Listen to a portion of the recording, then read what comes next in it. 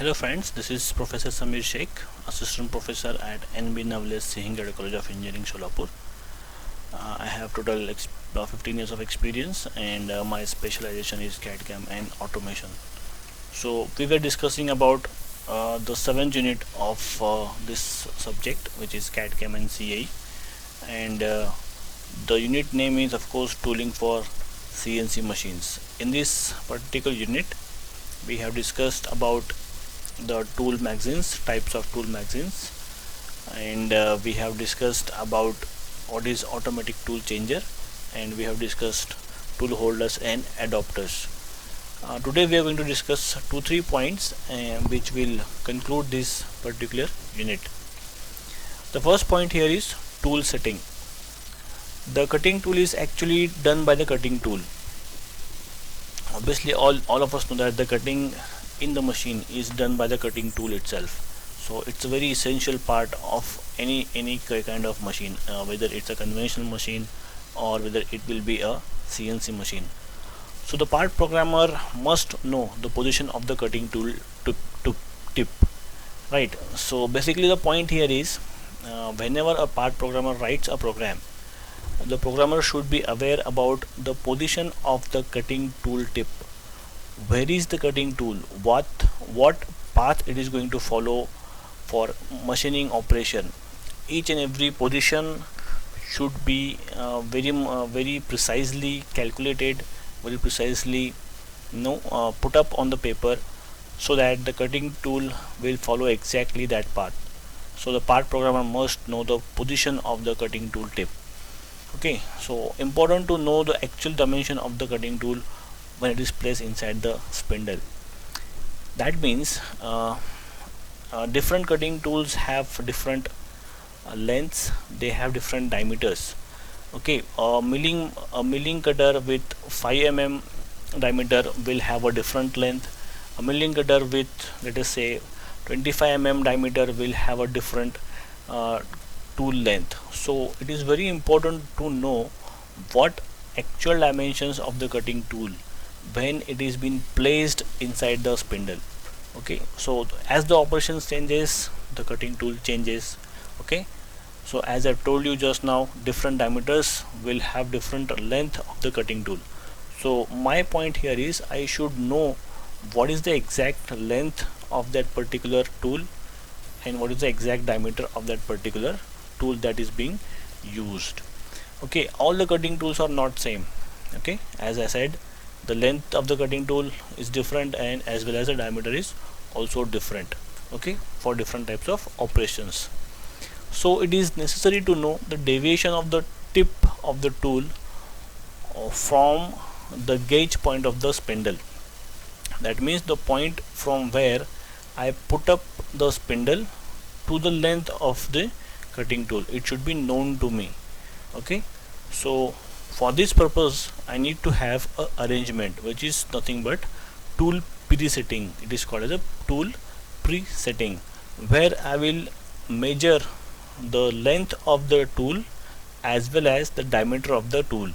And when I do this, I, as a programmer, as a part programmer, I will come to know that which tool will be having exact length out of the adapter and what is the diameter of the cutting tool. So we have with us a presetting arrangement, tool presetting arrangement, which is basically having a base. Okay, and this is the base of it, and it will have spindle taper. That means the taper will be same as the available in the spindle, so that I can put the cutting tool assembly in inverted position like this. So you can see this is a cutting tool assembly placed inverted inside the spindle taper. So this base will be having a hole which is exactly similar to the adapter taper, so that it will be easily placed inside the spindle taper. Okay, so I have a micrometer here, a micrometer which is attached to a U clamp. Okay, so this is a U clamp which is having attachment with the micrometer. So I have a micrometer arrangement and a U clamp attached over here. So it has a post over here so that it can move up and down, and each the pitch of this post is around 25 mm, as precise as it is 25 mm. So I can measure exactly what is the length of the tool in connection to the post plus the micrometer. So if this is my current position of the cutting tool, I will place the tip of the micrometer over the tool, so I'll get to know that what is the total height as well as total diameter or length of the cutting tool. So length of the tool can be measured by micrometer plus the slots along the post. So micrometer and slots can be combined together to get the length of that particular cutting tool. So likewise, whatever diameter I have, whatever length I have, each and every tool I will place inside this presetting machine. I will calculate the length of each and every cutting tool. So the programmer will come to know that for this particular tool what is the length, so accordingly he can manage that dimensions inside the part program. Now what we are talking is an old style here. Nowadays micrometers have been digitized, so as these machines have been digitized, so that when you place the cutting tool, everything is digitized. You will get directly numbers in terms of length, in terms of diameter of the cutting tool, and all these are connected to the computer. So everything that you measure will be directly placed inside the computer, and of course part programs are now being used to do the part programming through computers. Okay, so everything is digitized, all these values are fed into the computer, and the computer itself knows that what tool is being placed on the tool presetting machine and what are the length and what are the diameter of that particular tool. Okay, so it has two axes, this axis and this axis, for measuring the length and the diameter. So these are digitized, so all the values are directly fed to the tool management software for the purpose of generating tool offset values. So this is about the tool presetting arrangement. Okay, the next point that we're going to discuss is pallets. Pallets are nothing but work holding devices. In CNC machines, conventional work holding devices such as vices or chucks are hardly used. Obviously CNC machines are used for fast machining and fast operation, so we need to have what special kind of fixtures for holding the work pieces. So vices and chucks, which are used in conventional machines, are hardly used over there. For complex shapes of the workpiece, we need special fixtures for quick setup of the workpiece. So it is very essential that, because the machine is working very fast, the loading and unloading of the workpiece also should take place at a faster pace, faster speed. So we need special fixtures. Okay, so what we have with us is modular fixturing. That means tool system fixturing or modular tooling, which are used widely in CNC machines. So what we have with us is a grid plate. Okay, which is used as a base in most of the CNC machine. So what is a grid plate basically? Grid plate is nothing but it's a precisely drilled and tapped holes to facilitate clamping. A grid plate will have precisely drilled holes and taps for easily making sure that the component will be clamped on it very easily. So operator exactly knows, because this is very precisely manufactured. Each and every distance is known, from this hole to this hole, what is this distance, what is this slot distance, everything is known to the operator. So he knows exactly where he is putting his workpiece and where he is going to do the manufacturing operations. So he writes the program according to that position itself. So multiple small components can be also mounted. So I can mount one component over here, another component here, so multiple components can be mounted here.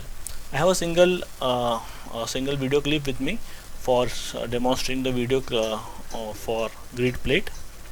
So this is a small demonstration of that. You can see that a very fine type of grid plate is available. It has T channels so that you can mount your workpiece very easily over it. So it's just a table only. It's a grid plate. You can easily mount the workpiece at various location in various angular positions that you want. Not only that, the vertical faces of the grid plates can also be used for mounting different kinds of workpieces if required. Okay, so this is nothing but a grid plate. Okay, uh, the grid plate also comes in a form of a cube with 4 parallel faces. Of course, what we saw here is a grid plate, but it can also come in a form where we'll have 4 parallel faces. So you can see that it's a cube like a structure, and again there are holes available for mounting the workpiece, which can be used for clamping multiple workpieces. You can mount different workpieces at different orientation.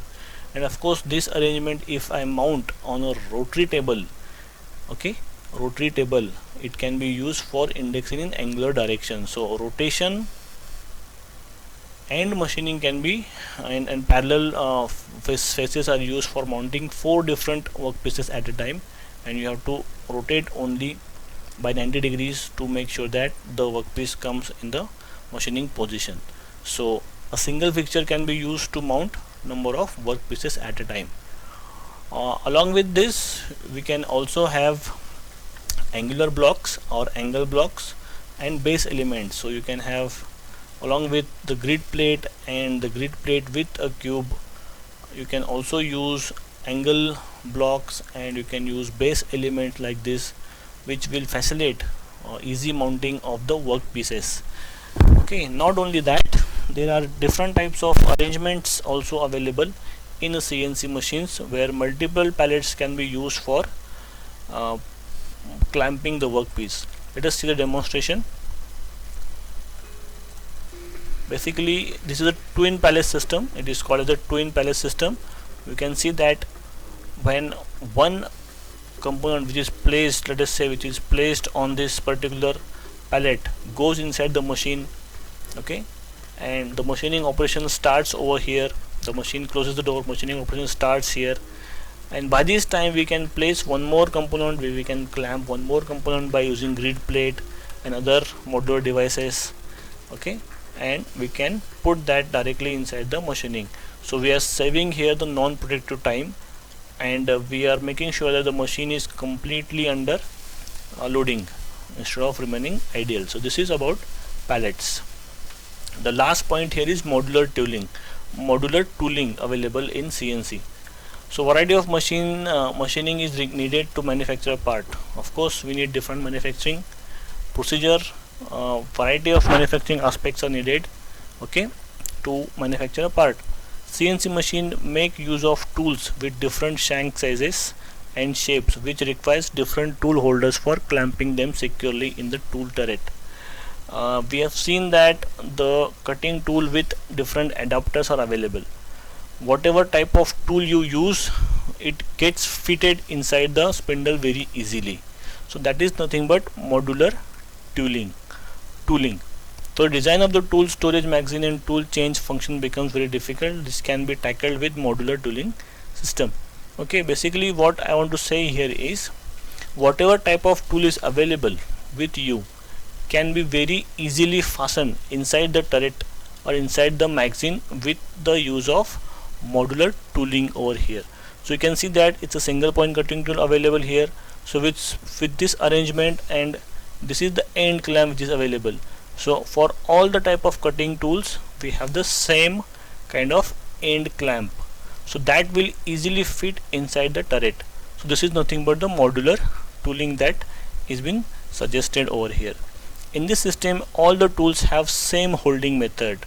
That means the same type of end arrangement is available. So holding method is same for all the tools, whether it will be a tangential tool or it will be a normal tool. The holding method will be same for all the tools, irrespective of the operation or the tool to be used. That means the clamping end for all the tools remain the same. So tool changing becomes easy and fast, increasing the productive time in machining.